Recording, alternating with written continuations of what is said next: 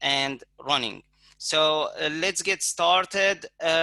Welcoming our Professor Melanie Bryant. She is the current ANZAM President, and she's the Head of School of Management and Marketing at the University of Tasmania. Melanie's research interests are around investigating change from a multidisciplinary perspective, and particularly in agricultural and aquacultural setting. Melanie is currently a chief investigator on an ARC discovery grant focusing on the governance of shared responsibility of biosecurity in Australia. She is also the leader of the industry transformation and sustainability team in the ARC Research Hub for Sustainable Lobster Aquaculture.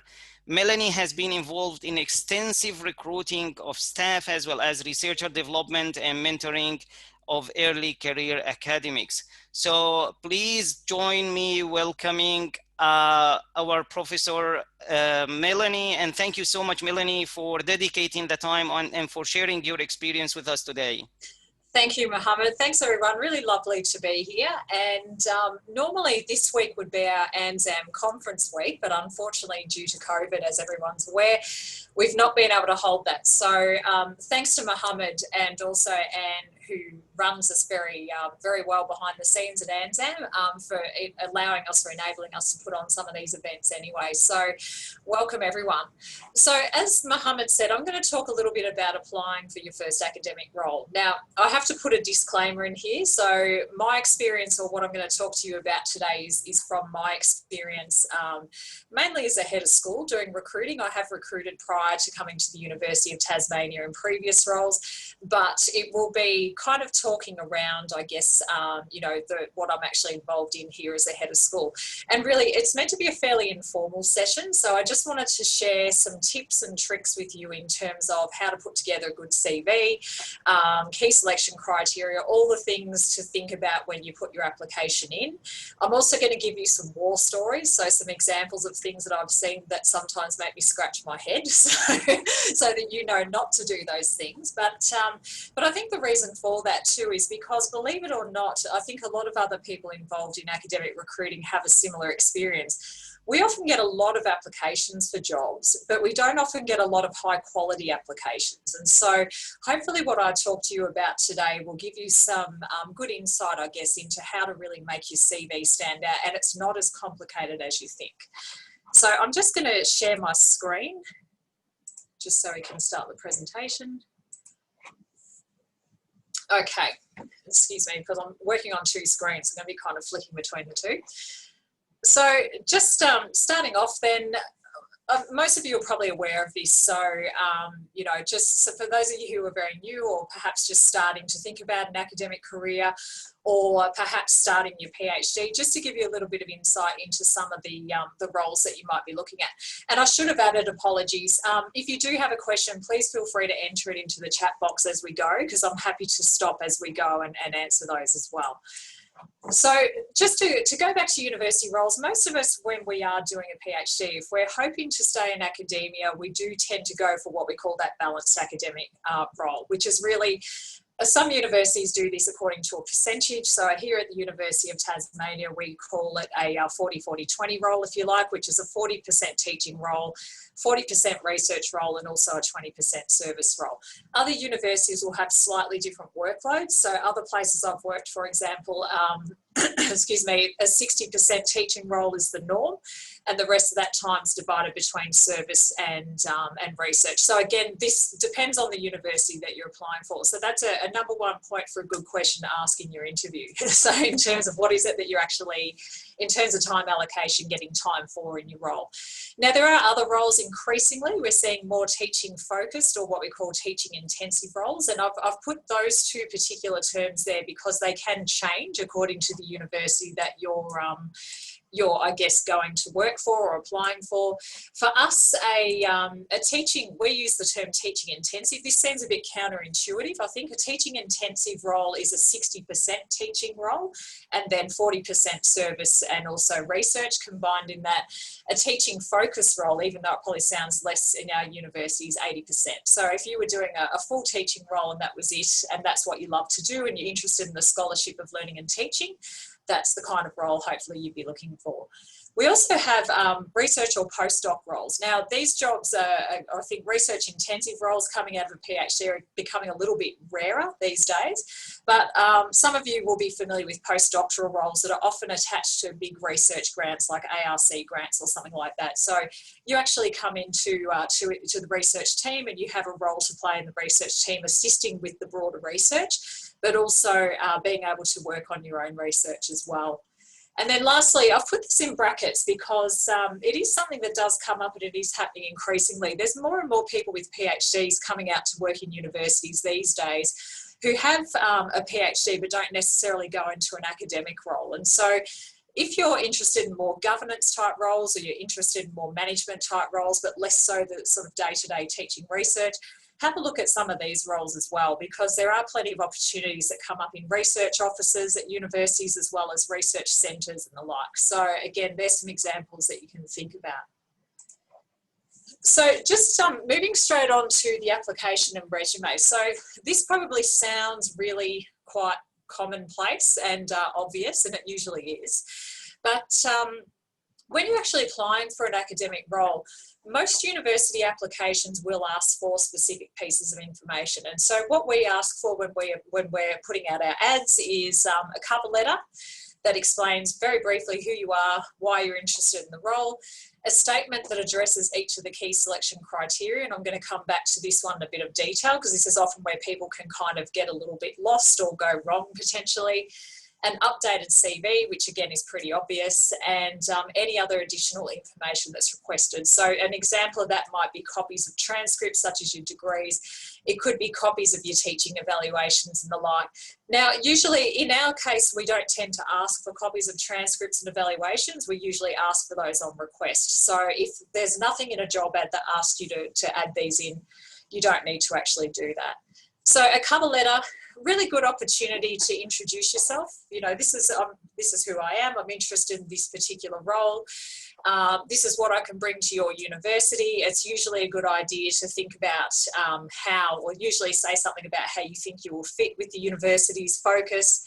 What is it that you've done? All these kinds of things, but obviously making that quite cohesive and short. So I would recommend with a cover letter, nothing more than a page. I have seen cover letters. I was on an interview panel for a fairly senior position this week, and there was a cover letter that was 10 pages long. So probably you don't need that. That's what your key selection criteria in your CV is for.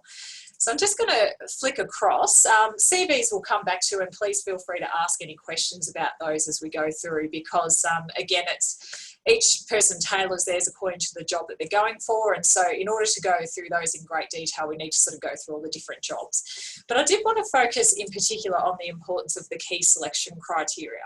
As I mentioned, when people go for roles, often they provide a really thorough CV. They spend a lot of time on their CV. They spend a lot of time on their cover letter. They often don't spend time on the key selection criteria. So this is really the document that allows you to really sell yourself as a person coming into the university.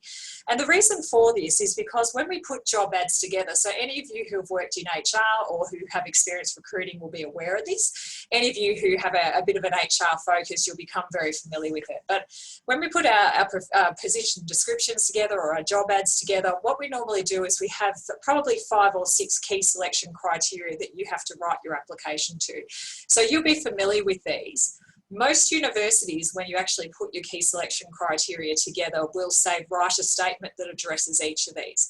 And I think sometimes the wording of that becomes a little bit confused. Sometimes it's not clear as to what it is that we're asking people to do. So I think as universities recruiting, we need to be very clear in terms of what it is we're asking an applicant to do. But if you do see something that says, please write a statement that addresses the key selection criteria, you literally have to go through, say you've got 1 to 6, identifying how you fit with that actual job. So it's just a couple of things I wanted to say. Obviously, an application that doesn't have a set of key selection criteria can be very difficult for us to assess. So as I mentioned at the start, some of you were still coming into the room, we're just chatting informally. we can often get, for example, a level B application. It's not unusual to get in the University of Tasmania 80 or 90 applications for that particular role. So there's a lot of people applying. Somewhere like Melbourne University or the University of Queensland are probably getting more than that. So just keep that in mind. And one of the things that you need to think about is having, to have a bit of a competitive edge straight away, is make your application easy for us to read, because we have to read through every single one of those. And we have to do them thoroughly, because for equity and to be fair to people who are applying, we need to make sure that we're making the right judgment and that we're reading all the information that we have. And the easier that you make it for us, the better it is, because you can imagine going through 80 or 90 applications. Often we advertise 2 or 3 jobs at the same time, so times that by whatever, we're starting to get pretty tired, and we've usually got a week or so to do it. So it's a lot of work in a short space of time. So I always say, make it as easy as you can for the reader. It's like for those of you doing your PhDs, make it as easy as you can for the examiner to demonstrate your signposts throughout your application. So each of those need to be addressed, as I mentioned. And just a couple of things. It's, as I said, it's an opportunity to tell us about you. So what are the skills that you bring to this particular role? It divides it down into different areas. What is it that you want us to know about you?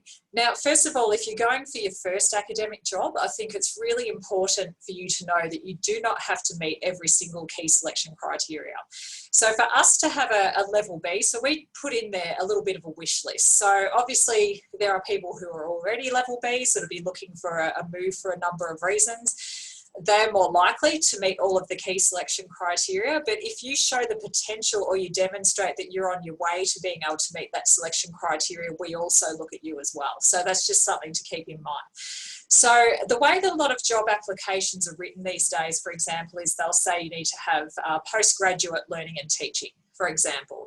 Now, not all PhD students get the opportunity to teach into postgraduate, because here in Australia, I'm assuming New Zealand's the same, we have TEXA, who tells us that in order to teach at a certain level, you have to have the qualification +1. So, for example, if you're teaching or unit coordinating a master's unit, you need to have a PhD to do that. So not everybody has that opportunity. However, if you have great undergraduate experience, or you've demonstrated a growing capacity in undergraduate experience, and you can potentially move into postgraduate, we're also making those decisions and those calls as well. So just keep that in mind. And I guess that moves on to my first point. Just be honest if you can't meet the whole lot of one selection criteria. So it probably sounds pretty obvious, but we do get a lot of applications. I've certainly had the experience where a lot of people embellish their CV, or they embellish their key selection criteria. And I have personally had the experience, not at this university, but I have worked with people who have lied on their CV, and they've actually picked up a role and they've not been able to perform in their job. So I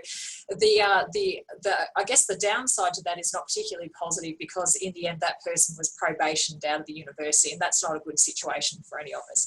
So just be honest about your experience. If that means that you're not ready to get picked up in an academic role, that's not great for you, but at the same time, use this as an experience to get feedback. We're always happy to give feedback. So I often get people who contact me asking for feedback on their application, and I'm always happy to have a conversation with people about that. And I think if you are a PhD student, that's a very useful thing to do, because sometimes it could be that we have, say, one position.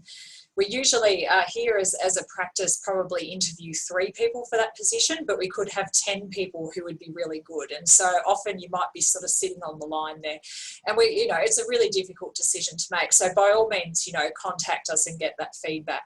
So have a think too, if you can't actually answer every part of all of the key selection criteria, what skills do you have that can be translated?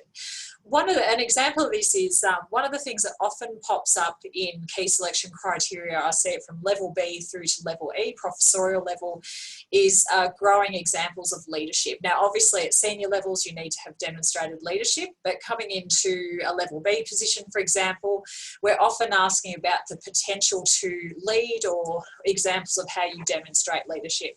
Now, this doesn't necessarily have to be in the academic environment. So if you've got great examples, if you've done volunteer work, for example, if you've worked in social enterprises, You may have organised events at your university. You may have coached a sporting team. You may have other work experience. So all of these things are relevant to bring in to demonstrate things such as leadership, because we're looking for not just leadership, or not necessarily leadership in an academic environment at a level B, but we're looking for people who have the potential to take on leadership responsibilities. We're also looking, when we're recruiting, we're kind of looking at people we can grow. So what I mean by that is people who come in at level B, we hope that they want to stay with us for the rest of their life. We know that's not always the case, but at the same time, we want people that we think, okay, in 3 or so years, we can start to put them up for promotion and develop them into other roles. So they're the kinds of thing we're thinking about as well. So as you're going through, examples that you think are relevant that can help to sort of, I guess, sell your message in terms of things such as leadership are really, really useful. So that kind of covers my point on demonstrating your potential. Now, this is a really tricky one, getting the response length right. So I think one of the most common questions I get from people is, how long should I write what should my response be for a key selection criteria? Now, I kind of think it's not a question that's easily answered. One piece of advice is, don't just write a sentence. Some people say, and I'll give you some examples a bit later on, but at the same time, you don't need to write a page for each one. So I think as a general guideline, for a level B position, usually a nice chunky paragraph talking about what you've done. If you've had quite a bit of teaching experience, for example, and you have a little bit more to say than that, that's absolutely fine. But it's really getting your key points in that you want to make.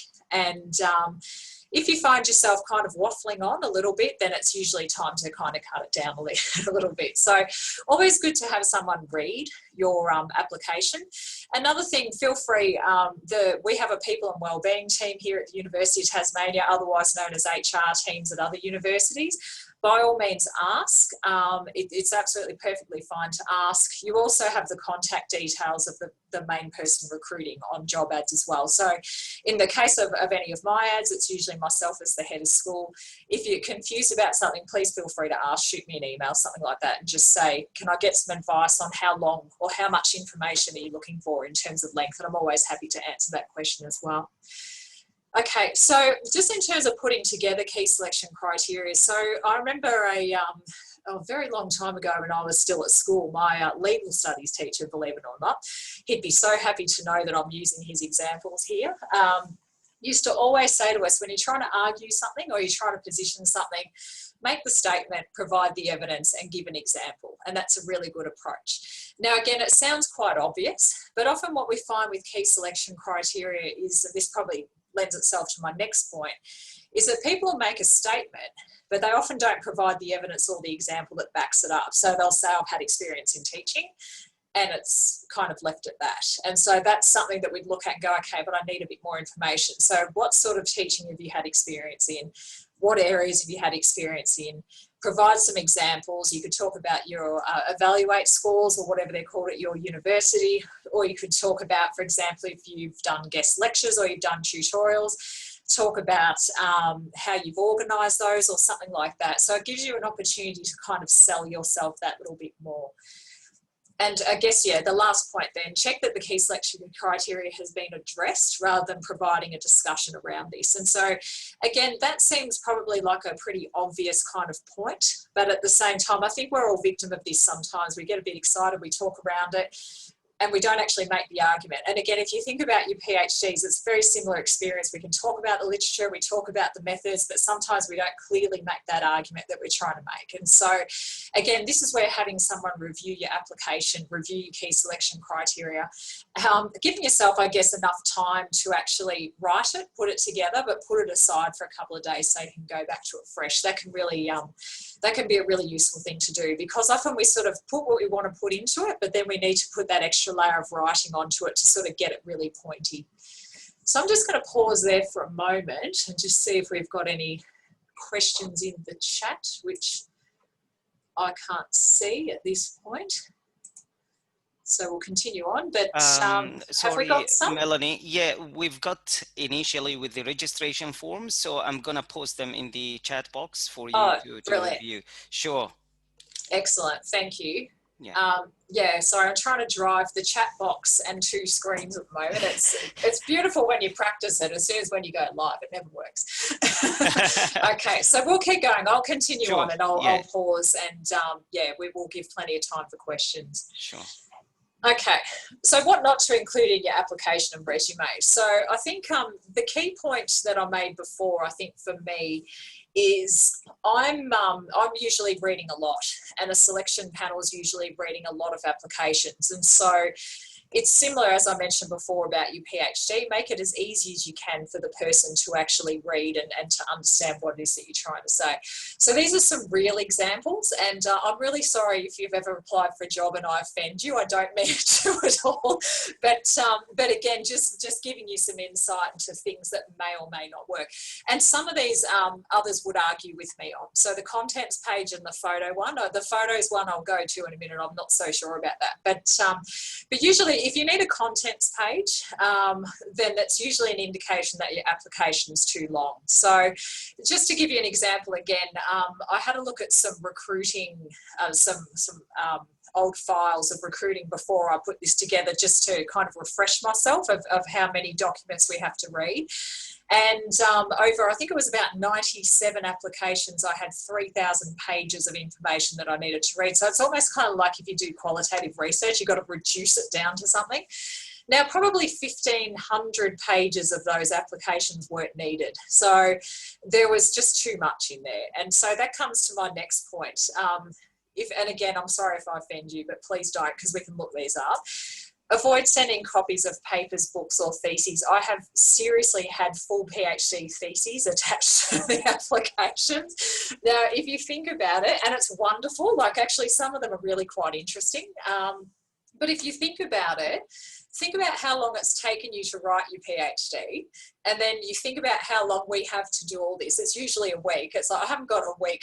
In a week, I can't actually read through your thesis, so as much as I'd love to. But again, I know people, especially when they've published good journals, as they've gone through, get excited about sharing that. I absolutely understand that.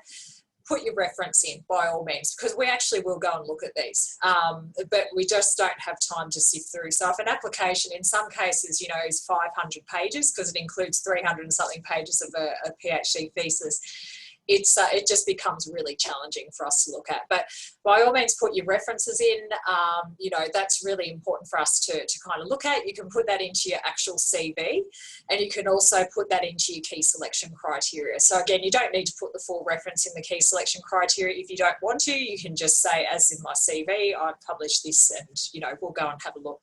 And normally we will have a look. And again, depending on the sort of job that you're going for, these are sometimes the little things that can give you that competitive edge. So if you have published something, if it's a book, or, you know, if you won an award for your PhD or a medal or something, that please tell us that. We really want to know that.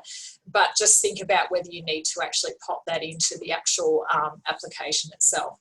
Now, this next one's going to seem really, really obvious, but it's probably one of the more common things. And I'm sure I've done this at some point in my life. So I should add, all these mistakes I'm sure I've made, so don't feel bad if you've done these.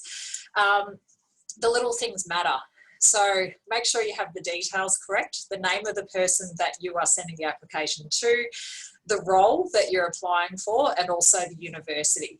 The reason for this is we know that people are going for multiple jobs. So we know that the academic market works in a certain way. So usually, if you're not aware of this, this is a good tip, but usually around September, that's when people start to hit the market. It's been a bit challenging this year, obviously, because of COVID, and usually around March. So the reason for that, and they can happen all time of the year, so keep your eyes open.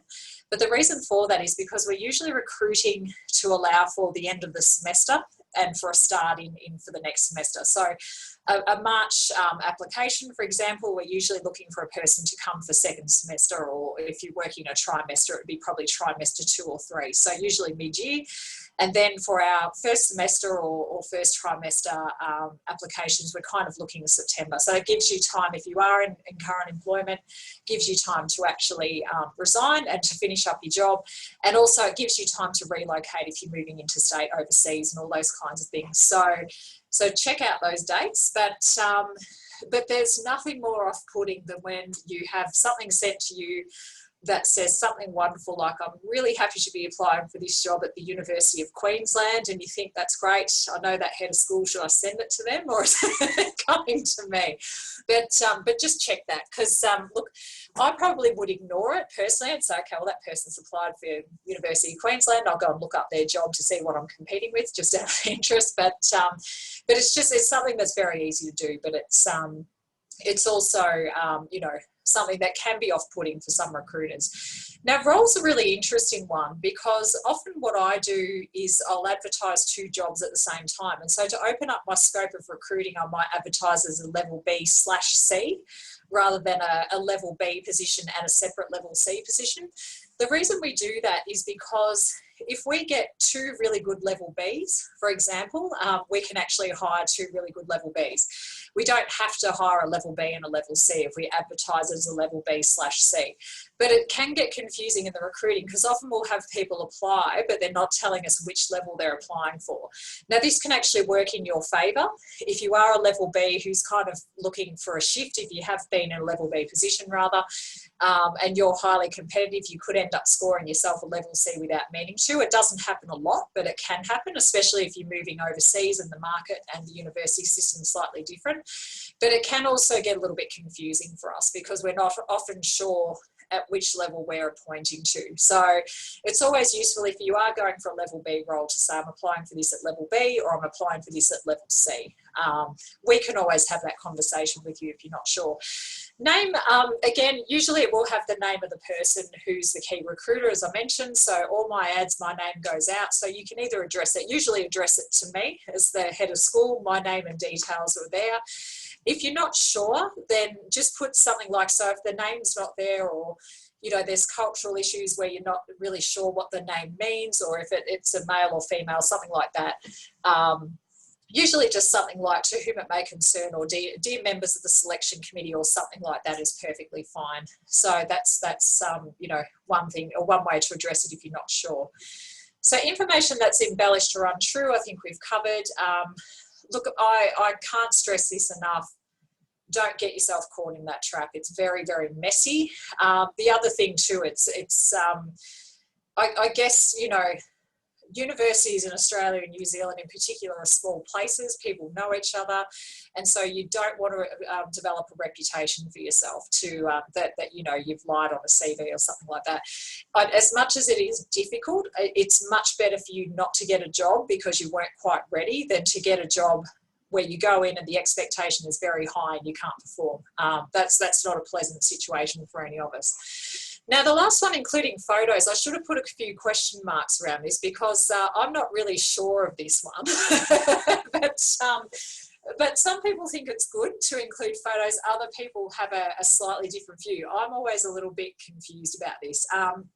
Look, my personal view is probably don't include a photo. It's not because we don't want to know what you look like, but any of you who have a background in HR, when we talk about recruiting, when we learn about recruiting, we learn about things like unconscious bias and how, you know, it's important not to, and everybody does this, we're all victims of stereotyping because of our own backgrounds and everything, but having a photo can, I guess, cause someone to have an assumption about you straight away, whether that could be positive or whether that be negative. And so I guess not having photos in your CV limits unconscious bias. And it can be, you know, as much as I hate to say this, we all engage in it. It's part of who we are. There's obviously issues that occur with sexism, ageism, all sorts of things, cultural backgrounds. Everyone's aware that these things happen in recruiting. We try and not engage in those practices at all, but sometimes photos can give a picture of someone, which is not, it's absolutely not right, but we want to actually make a judgment based on what your CV says. So that's my suggestion. Definitely no cleavage shots if you're going to put them in. Yes, funnily enough, I have had those with very low cut tops. It's like, maybe just pull your neckline up a little bit if you'd like to, because it makes us a little bit uncomfortable. So on that note, I'm just going to have a quick look at the chat. So just that last question, actually, Sasamali, is there any age limit? Absolutely not. Absolutely not. So I've just hired in the last couple of years. I think my youngest recruit was probably 26 and my oldest recruit was late 60s. I don't actually know that, only because they told me what their age was afterwards, and I didn't know that at the time. So no, there's absolutely no age. And obviously in Australia and New Zealand, we have very strict employment laws as well, so we don't discriminate based on age, or we can't discriminate based on age. Okay, so I'm just going to have a flick through, and I'm just going backward. Yeah, the cleavage recommendation does apply to males too. Good point, Paul. Yeah, and actually that's a really good point, Paul, because what you're saying, it seems European universities are keen on photos. Yeah, absolutely. And it's interesting you say that, because I do see it from a lot of European applicants put their photo in. Australia, UK, Ireland, not so much. That's right. And I'm assuming New Zealand's probably the same. Due to the COVID issues, the tutor teaching jobs in unis would become scarce in the next few years. A lot of PhD students will not have chances to find teaching jobs. In this worst case, can you suggest how we gain teaching experience? Yeah, that's a really good question. Look, and I guess it depends on the university too. So universities still have to function, and I'm probably going to answer this in a way that's not going to be overly useful, but we still have to function. So here at the University of Tasmania, we still have to teach our programs, we still have to function. We're in a slightly better position, I think, here compared to some universities where we haven't had to make people, we have had voluntary redundancies, but we haven't had any targeted or forced redundancies. We still need a casual workforce, so there's still going to be casual work. That will be the case, I think, in a lot of universities. There's still only so much workload that an academic staff member is allowed to do because of the enterprise agreement. So it certainly will be limited, I think, in some cases. But I think also with the universities moving online, everyone's moved online. I think there's going to be a lot more in the online space that people can start to apply for. So I think it's just it's a matter of using contacts and networks as much as you can. So use each other's networks. If you've got colleagues, reach out to people that you know. Because it might be that the university you're based at may not have a lot of teaching, but there could be online teaching at another university you can certainly pick up. So I know that's going to be a challenge, but look, hopefully the international student market will start to recover next year, and we won't be in that situation for too long. I think next year is going to be the hardest year. Okay. So I'm just flicking up, and I've gone backwards, sorry. So what I might do is I've only got another slide or so to do, and then we might take questions. We've got about half an hour or so to do those. So here's some of my real examples that I thought I'd share. And these are real. So this first one. Again, if you're not sure, so this is a good example. This is not to actually be critical at all, because again, cultural backgrounds, my name in English it's very clear that it's a feminine name, but in other cultures, it's not always clear that it's a feminine name. So if you're wanting to use the name of the person, so Mr. Bryant is actually my dad, so I'm quite tempted to send him a lot of my work sometimes. But if you're not sure, like, I mean, if the person has a title, whether it be doctor, whether it be professor, always use their title if you're not sure. If you're really not sure, then that's where it can be useful to just address the letter to dear members of the selection committee or something like that. That's absolutely fine. So what I particularly like about this one, it's not actually the name or the university, but I'm happy to be applying for this job at the University of Western Australia. I'm passionate about being an academic and have a high level of skill and attention to detail that would benefit your university. And so I thought I'd share this one because it actually did, you know, in a whole lot of applications, it did make me laugh, I have to say. So the high level of attention to detail, yet they've given me a masculine pronoun they've also put in for the wrong university. So again, just an example. Now, I sometimes I might be offended by that. Other times I'm not particularly. Again, it depends. You know, if it was a fellow Australian who was referring to me as Mr. Bryant, I might think, yeah, it's probably a little bit lazy. But look, you know, just check. And if you're not sure, don't use the name. If you're doubtful, don't use the name. So this one's, this is actually, the second one's actually a job that we advertised for quite recently that was in the health services area. We have a health services centre here at the University of Tasmania. So applied for the job. Even though my background experience is in engineering, when we've asked for health management, health marketing, I've been a user of healthcare systems for many years, and as a result know them intimately. I have many ideas of things that could be fixed in both the private and public healthcare areas that I could teach to your students. I'm probably sure they do actually. But I think in this case, we're actually looking for somebody who can teach the theory and the methodology. And so this is a good example, I guess, of someone who's probably just not fit for this particular job. They're just not able to meet the selection criteria. So again, going back to the selection criteria, normally our key selection criteria, the first one is, must have a PhD in, say, in management, which is my discipline, or equivalent, in an equivalent field. So an equivalent field then opens it up for someone, for example, we do have people who have engineering backgrounds, but they've had extensive PhD experience and otherwise in management. We might have people who have got an entrepreneurship background who can teach into management. We may have marketers, for example, who have moved into management. My background's in the sociology of work, but it's also applicable to management. So again, organisational psychologists. So all of these people have relevance in terms of being able to teach management. So engineering, this person didn't have a background in business or healthcare at all. So that to me suggests that's not the right job for that person. And then another one, this was actually a response to a key selection criteria that was asking about the learning and teaching experience. I have learning and teaching experience. So it's, you can imagine with that one, I'm sure they do, but I'd really love to know more. And the first way to get through the door is to actually tell us, what is your learning and teaching experience? What levels, what have you taught? How have you taught? So think about things such as, have you taught online delivery? Have you taught blended? Has it been face-to-face? All those sorts of things are the things that you can tell us about. I have many other stories too, but I won't share them all. So just lastly, before we move on to some questions, a couple of things I wanted to talk about in terms of preparing for and attending the interview. So you've written a wonderful cover letter, CV, key selection criteria. We want to talk to you because we think your CV and your key selection criteria fits us nicely. You've referred to me by the correct name. You've applied for the right university. You've got your level right, all those sorts of things, even though, as I mentioned, we do sometimes overlook those. And now what do you do for the interview? So this can be a really nerve-wracking experience if you're new to academia. And again, if you get to the point that we're asking you to come in for an interview, you're pretty close. Now, it doesn't mean that you're guaranteed to get the job, but you are pretty close. So if you unfortunately don't get the role, please use this as an opportunity to get feedback, because I think it's, obviously you've got to a point that we think you're employable. So just a few things.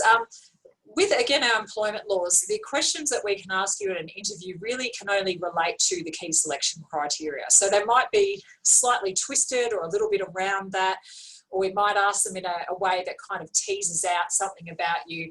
But at the end of the day, the questions can only be about the selection criteria. So they can only be about, for example, learning and teaching, research, service that you might have been involved in, whatever it is that's in those 5 or 6 selection criteria, that's really all we can ask about. So in terms of your preparation, think about those. Now, you know yourself and what you've done really well, but perhaps just sort of have some good examples. I think going back to that point before, it's always good in an interview to talk about what you've done, but provide some examples of how you've done it. Now, or how you've done it, sorry.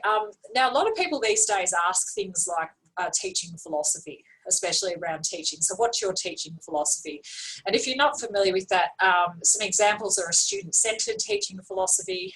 So again, have a think about when you are applying for academic roles, maybe even in your key selection criteria, start to know a little bit about your teaching philosophy, your leadership philosophy, and you can always add those in. So that's a good way to think about as well. Again, this seems pretty obvious, but as I mentioned before, on the recruitment panel I was on the other day for a very senior role, this person didn't actually do their homework. And so they had to do a 5-minute presentation. And right at the start of the 5-minute presentation, this included the provost. They said, I don't really know much about the University of Tasmania. So at that point, everyone had sort of ticked the box and kind of, thinking that's probably not the right person for us. But familiarise yourself with the university, obviously. You don't need to know every single thing about them, but have a think about the school that you're applying into, or the faculty, or the centre if it's a research centre. And just a few things. I mean, here as an example, we've got a new strategic direction at the moment, so it's useful to know about the strategy. It's useful to know about the areas of research that people research in across the university and how you could potentially tap in and what you could offer to those. And it's also useful to know about the people you'd be going in to work with. So again, you don't need to know every single person. I have had interviews where people have said, oh, you know, they've gone through 48 people in the school and told me everything about them. You don't need to do that. But if there's someone here that you have an interest in, by all means say, I'm interested in the work of this particular person. I'd really hope to have an opportunity to work with them. So those sorts of things can be good because it tells us you've thought about the role. The other thing we're assessing for any organisational behaviour people who are here, we're also looking at person job fit. So it's not just about what your CV says and how we can kind of, you know, we're not going to pick you up and just plonk you into the university. We're thinking about how you actually fit with the culture, how you fit with what's happening in the school. So that person job fit's quite important as well. I think the key point is we know that you'll be nervous. So we're usually nervous as well, so if it makes you feel better. But look, we know that you're going to be nervous. We're equipped for that. We're prepared for that. You know, a good interview panel will do everything that they can do to make you feel at ease. I've had some really interesting interview experiences myself as an academic.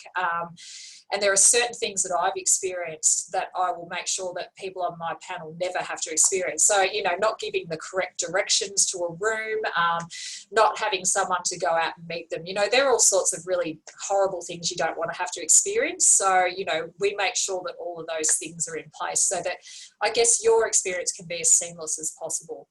So sticking for time, again, these are fairly kind of self-explanatory, but pick up on cues throughout the interview. So this is, I guess on Zoom, this can be a bit of a challenge, but we try and do face-to-face interviews here as much as we can. But picking up on cues is a really important thing. So what I mean by that is if you can usually get a fairly clear indication of when you've talked too long or perhaps it's time to kind of stop. If you kind of get that indication, by all means stop. Now, if someone on an interview panel, if you've answered a question, they'd like you to talk a little bit more about that, they'll usually ask you. So you never have to worry too much about that. And I think the last or second last point, scripting versus your authentic self. So again, I think this is a trap that people can fall into, but it comes down to nerves and all those kinds of things as well. It's always better to bring yourself to the interview because we're interested in you and who you are. Obviously, in your CV, you've said something to us that's made us attracted to you as an employee. We think you fit with our university, for example, or the school. Try to avoid scripting an answer. And I actually literally have had people come to an interview where I've said, you know, you always get the opening question of, you know, why are you interested in the job? Something really banal and routine like that. But I've asked someone, you know, what was it about the position or the university that attracted them to apply for this job? And they said, are you asking me why I applied for the job? And I said, yes, I am. But what was it about the position in the university? They couldn't answer because they'd scripted their answer so strictly that they actually couldn't answer. And it was a shame because the applicant was very good, but we just could not get a sense of what that person was like and how they'd actually fit with the organisation. And the last thing too is just prepare a couple of questions for the panel. So it's always useful. So obviously there's usually questions about when the position will start, when you'll find out about the outcomes. We usually tell people that anyway, but it's useful to have a couple of questions for the panel just about the university or about, it could even be in the case of Tasmania, we get a lot of people coming from interstate. They're interested to know a little bit about the community, you know, something about the university or the organisation that you're going for. It demonstrates that you're interested. Look, if you really don't have questions, sometimes we have a more conversational style of interview and you get the opportunity to kind of ask the question in the middle, that's absolutely fine. But if it's been a fairly standard kind of interview, then it's always useful to have some questions at the end. Again, other people would argue with me, but I think it does demonstrate that you've kind of prepared and you've read and all those kinds of things. So I'm going to leave it at that for now, and I'm aware that there are a million, so I'm actually just going to stop sharing my screen and we'll go to the chat box, and I might actually start from the top. Okay, so could I incorporate a timeline for job applications vis-a-vis thesis completion? Okay, that's a really good question. So I might just go to that first one. So the next one kind of links to that. Do we start searching for jobs after completing data collection? So it's a really good question. Most places will advertise that they want someone to have completed their PhD. Now, completed your PhD. So I've actually employed people who are in the examination process. So I've recently employed 2 level Bs in the examination process. You know, they had extensive teaching experience. When I say extensive, they'd been teaching for a number of years. They had some publications. There's probably no set response to that, but I'd say as late as you can be in the actual process, the better. The reason for that is sometimes if you're in your data collection, we can find in that final kind of, you know, the second half of the thesis is when candidates can sometimes have difficulty finishing. And I think, you know, without sounding harsh, I think most universities want to try and avoid someone that's now going to take another 10 years to finish their PhD. So that there's a little bit of risk management, I think, because I think we've all been in the situation where we've hired someone a little bit too early and they've not been able to complete, and there's been issues there. So I would say as late as you can, but if you're getting to that kind of final stage, by all means, pop an application in. Now, it could be that you're actually competing against other people who have finished and they've been publishing and those kinds of things, but that's fine. That doesn't stop you from actually applying. It doesn't always stop you from being competitive either. Excuse me. So how do we negotiate a balance of single author and supervisor co-authored papers? When should the job market paper be ready and what proportion of these should it contain? So I'm not really sure what that second part of the question's asking, Mohammed, that the job market paper, what's... Yeah, this is what I've received through the registration form. So if the one who wrote this question is with us, kindly clarify. I've just copied and pasted here. No worries. I was going to say, if the person who wrote that question's here, just pop it in the chat and I'll have a look in a sec. So how do we negotiate a balance of single author and supervised co-authored papers? Look, I think coming out of your PhD, it's absolutely fine. If you've got an agreement with the supervisor team that they are co-authored papers, I think that's absolutely fine. If you've negotiated with your supervisor team, for example, to have a co-authored paper and a single author paper, again, I think they're internal discussions. In recruiting somebody, we know when someone's coming out of their PhD that their publications are likely to be co-authored. Again, that's absolutely fine. Like for a level B position, we're not expecting someone to demonstrate, you know, leadership in research that we would expect in, say, a level C or a level D. To go up for promotion to, say, a C, that's where you start to think about, okay, well, how can I start to lead some projects and things like that? So I think for a level B, really, the idea is that you're coming out of a PhD, we want to support and nurture your career so that you can start to develop your research track record. So working in teams is good. We've also had senior staff we've employed who work solo, and that can be a very slow sort of process as well. So I think, you know, whatever you're doing coming out of your PhD is absolutely fine. I think the publications are the important part to focus on. It doesn't really matter too much. Okay, so we've got, so the job hunting season, yeah. That's a really good question around the timing. So I mentioned we kind of do it all year, whereas in the US, I know they have a job market at a certain time of year, and that goes with their academic year. In Australia, we tend to kind of, so this time of year, we're kind of winding down because of the Christmas break. And then we get to about January and we realise we're understaffed. So we put out all our panic applications for, or panic ads for jobs and think, I need someone by semester 2. So that's it's not always quite like that. But we kind of figure that if we need, in our workforce planning, if we need people for semester 1, we need to be out in the market sort of September at the latest.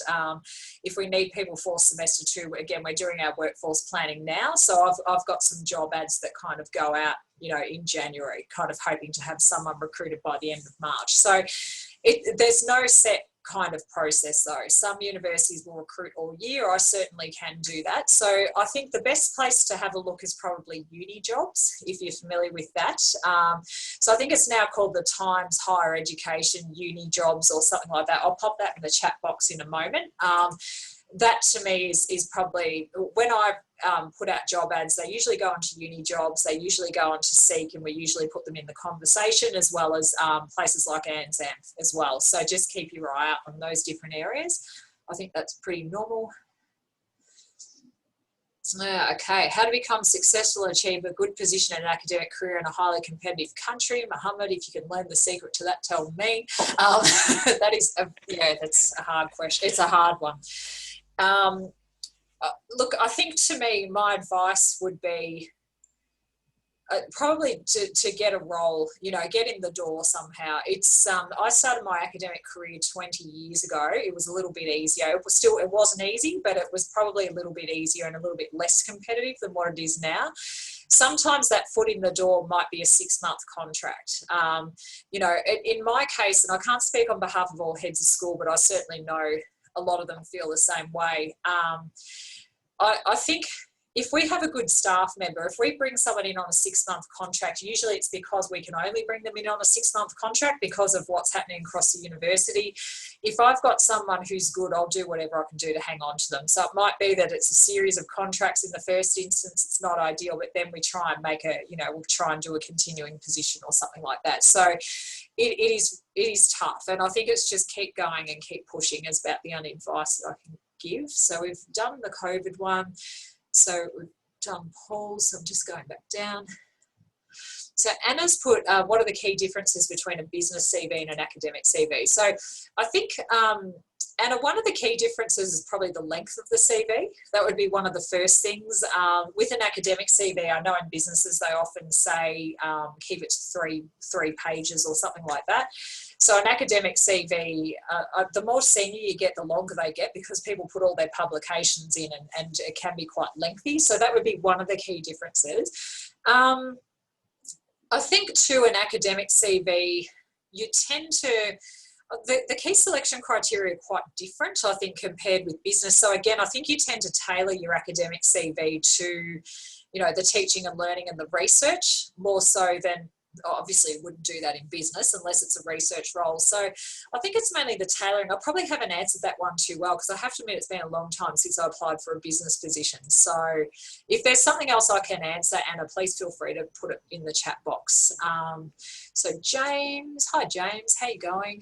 Would it be appropriate to dress myself as doctor? No, I think, look, it's a personal preference, just to avoid unconscious bias. If you're going for an academic position, we assume that you've got a PhD. If you're, you'll tell us whether you have or whether you're about to finish. If you're going for an outside position, that's where it can get a little bit tricky sometimes. Again, I'm certainly not an expert in that area because I'm recruiting. But I'll just say wear it loud and proud if you have a PhD. So if you're going for an academic role and you like to refer to yourself as doctor, that's absolutely fine. I don't, but that's because that's just my cultural background. But in a CV, I probably would actually. In a formal document, I probably would. So I've probably just contradicted myself there. So we've talked about the what not to include. Is teaching experience in studying a PhD essential? It depends on the sort of role you're going for. So if you're going for a postdoc or something like that, no. If you're going for a balanced academic role, then I would say, yes, you probably do need to have some teaching experience. And again, it doesn't need to be, so you don't necessarily have had to have been a unit coordinator and, in a big unit or anything like that. It's more, just demonstrating that you've actually done some sort of teaching. So we have hired people who have got tutorial and workshop experience, not necessarily lecture experience. But again, if the person's right for the job and they're right for the organisation, we can nurture and develop the right person into that role. Okay, and Mohammed's answered that, which is fantastic. So Dominica, can you explain a bit more about level B and C roles? Do they relate to salary? So level B and C roles. So with the academic positions, we start back in the olden days when I started, we used to all start at level A, but that was an associate or assistant lecturer. So level B is a lecturer, level C is a senior lecturer. Then it goes up to level D, which is an associate professor. Then level E that is a professor. So they are salary categories, but they also have expectations related to each of those positions. So the higher you go, the more expectations. So a level B, these days coming out of a PhD, you would apply for a level B role unless you've got extensive kind of teaching and research experience elsewhere before you did your PhD, and it'd be appropriate to go for a C. But normally at level C role, we're expecting a lot more kind of, you know, you have things like grants, you'd have some way towards PhD supervision experience yourself, and you'd be looking more at leadership and starting to move into leadership. So it is a different job rank. I hope that answers the question really poorly. Oh, job markets papers more of an American thing. So Samuel's answered that. That's good because I have absolutely no idea what that is. So I'm not, yeah, that probably sounds right. Okay, so Yolanda, can you please explain further on what to focus on if been teaching subjects in various faculties? Yeah, that's an interesting question, Yolanda. I think it's just a matter of demonstrating how you can contribute to that particular school. So I've actually just hired someone here on a contract who has industry experience in HR, and they're teaching in HR, but they don't have their PhDs in educational design, which is fantastic because that's relevant to pretty much anywhere. But they've been teaching in a whole lot of different areas. They've taught in sociology, they've taught in education, but they're able to teach into management and HR because of work experience as well. So I think if you have that, certainly add that in. Otherwise, I think it's a matter of just saying how you can add value. So if you've taught into something like sociology, for example, you could add into things like research methods. Sociology, you could add into different areas of management as well. So I'm probably just sort of not giving you a really good response to that. But yeah, psych, again, you could add into management. So areas such as organisational behaviour is something to think about. So I think it's just a matter of thinking about how to communicate how you align as an academic into this particular school. I quite like people, like unless there's nothing that we can give you to teach because the alignment's just not there, I think that's when it becomes a problem. But if you have a different background and we can align you with an area, you know, that certainly doesn't stop someone from being hired. So Mariam's talked about the American system. Thank you. I'm not familiar with it, obviously. So Janet, do universities have a separate site for advertising positions? So each university will have their own HR job site. So by all means, you know, if you went to the University of Tasmania and just look up University of Tasmania jobs, you'll come up to their own individual job site. For professional roles, they're usually advertised internally or through Seek. For academic roles, they usually do go onto uni jobs as well. So that's something to think about. And I think actually, Yolanda, I've just missed, was it Yolanda? No, it was Dominica who actually asked about being interested in more professional roles. So actually that goes to your point, Domenica, as well. It'd be worthwhile just having a look at different university recruiting sites on the individual sites. So I'm not sure where you're located, but if you're interested in universities around your particular area, have a look at their own job sites as well, and they'll advertise the professional roles. There are some professional roles that are advertised on uni jobs, but it tends to be more the academic ones. So hopefully that helps. So Jason's put, when do you think the job market will resume? It's actually, there are actually people advertising.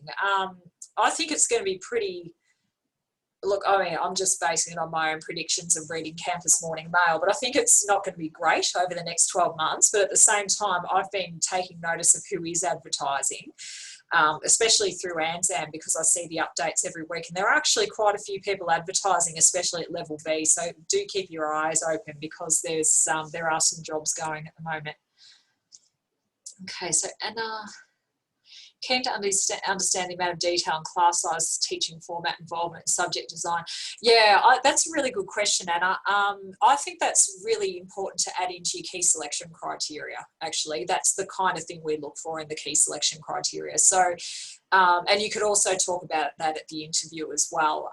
The more that we know about you in terms of your teaching experience, the better. That again helps us think about so little things like, again, if you had mainly small group teaching and we're, you know, we've got large classes. It doesn't mean we wouldn't hire you or anything like that. But when we're thinking through workforce planning, we might be thinking, okay, well, Anna, if we hired you, there's about 3 or 4 areas we could put you in to teach. And if we know your kind of experience in one area, we might align you with that area. So that's really useful for us in terms of workforce planning too. So thank you, Ali. Do universities get extra info about a candidate through social media? I don't have time personally. Look, that's a really good question. Like I sometimes do have a look at someone's LinkedIn profile if they've referred me to it. But to be honest, I don't.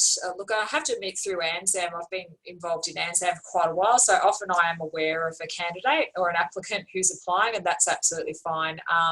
But look, I'm certainly not going to go and stalk your Facebook page, so if that's what you're asking. If you're active on Twitter, again, you know, people might be familiar with you, but I always say just maybe, you know, think about what you post on Facebook for some employers. I know some employers do certainly go and have a look at these things. I don't tend to. And it's mainly because I just haven't got time. So excellent. So Dominica, you're based in Melbourne. Fantastic. So if you have a look at your Melbourne-based university websites, that'll really help too. So okay, Mohammed, I think we've got to the end. Yeah, so at the end of this, please do join me expressing our gratitude to Melanie for her, you know, insights, for her time, for her dedication to this session, and for the extensive advices that she has given so far. Thank you so much, Melanie. It was an honor to have you here with ANZAM. Thank you so much. And it's, you know, our all pleasure to attend this session. So please join me thanking Melanie. Thank you. Thanks very much, Mohammed. Thank you for having me. And I wish everyone the best of luck. And actually, Mohammed introduced me as the president, but I'm not the president in 3 days. So. You are still the president. You are still the president. I am now, but I won't be by the end of the week. But I have to say, for those of you I've met who have come to our doctoral workshops, I'm not leaving. I'm just sort of being demoted now. But it's been, I absolutely love doing these kinds of sessions, and I love working with PhD students in particular. So as I said, I've got some jobs coming up at the start of next year. Hopefully, please do apply, and I look forward to seeing you all at something very soon. Sure. Thank you, Melanie. Thanks, Mohammed. Thank you. See you, everyone. See Bye. ya. Have a lovely day. Bye. See ya. Yeah.